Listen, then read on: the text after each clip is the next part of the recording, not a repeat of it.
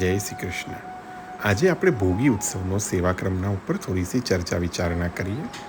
ભોગી ઉત્સવ મકર સંક્રાંતિનો ઉત્સવ હોય એના એક દિવસ પહેલાં આપણા સંપ્રદાયમાં મનાવવામાં આવે છે.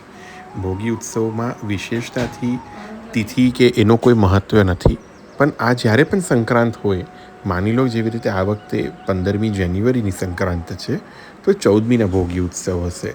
ને જો 14મીની સંક્રાંત હોય તો 13 તારીખનો ભોગી ઉત્સવ હોય છે.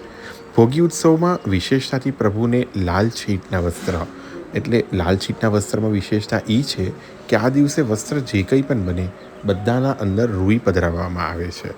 જેવી રીતે ઠાડા સ્વરૂપના સુથન, ચોલી અને વિશેષતાથી આપશ્રી ચાકદાર ધરે છે, તો ચાકદારમાં પણ રૂઈ, ચોલીમાં પણ રૂઈ, સુથનમાં પણ રૂઈ, એ બધા વસ્ત્રો જે છે તે કવાઈની ભાંતિ, એટલે કવાઈ એટલે જે રૂઈ ભરેલા વસ્ત્ર હોય એ.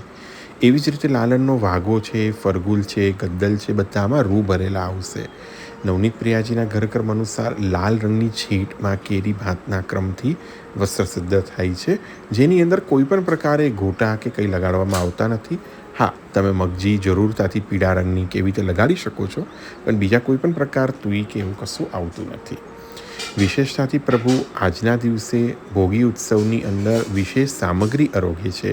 એની માટે આજે આપણે બધા મહિલા જ એ ચર્ચા કરવા. આભરણમાં પ્રભુ હીરાના આભરણ બધા ધરે છે અને ભારી ફોનના શૃંગાર થાય છે. મોટા ફોનના એટલે ભારી શૃંગાર, એટલે હીરાના હાર બધા જ આવશે.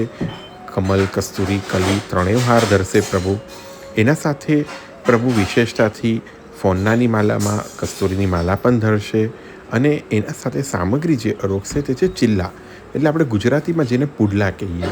પુડલામાં પણ વિભિન્ન પ્રકારના પુડલા તમારાથી જે કંઈ પણ પહોંચી શકાય એ તમે અરોગાવી શકો છો. જેવી રીતે ઘઉંના લોટને પલાળી એમાં ગોળનું પાણી પધરાવી અને મરી આ બધી વસ્તુઓ આપણે સુગંધી દ્રવ્ય પધરાવીને એના પુડલા ઉતારીને મીઠા પુડલા અરોગાવી શકો છો. ચણાના બેસનના પુડલા અરોગાવી શકો છો. એવી જ રીતે અડદની દાળ પલાળી એને વાટી એટલે મિક્સરમાં પીસી એમાં કોથમરી, ધાણા આખા નાખી એના અડદના પુડલા કરી શકો છો. લીલી મગની દાળના, પીળી મગની દાળના પુડલા, ચણાની દાળ પલાળીને એના પુડલા, વિભિન્ન પ્રકારના પુડલા પ્રભુને અરોગાવી શકાય છે.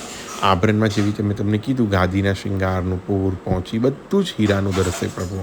છજ્જેદાર પાગ આવશે, પાગના ઉપર ચંદ્રિકા આવશે. આ બધો જ શૃંગાર હીરાનો આવશે.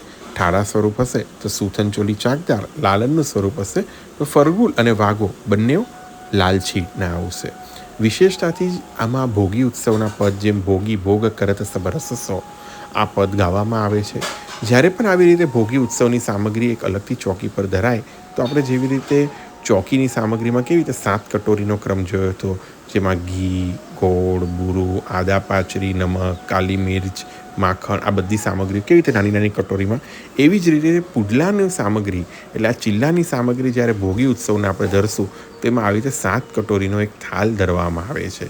વિશેષતાથી આપણાથી જો સંભવ હોય, આપણા ગુરુઘરથી આજ્ઞા હોય તો આપણે પ્રેમપૂર્વક આવી રીતે આ સામગ્રી અરોગાવાનો ક્રમ જરૂરતાથી કરી શકીએ છીએ. વિશેષમાં દૂધ ઘરવાલાઓ વૈષ્ણવ જે છે એ આવી જ રીતે રાજગરાના પુડલા કરી શકીએ છે.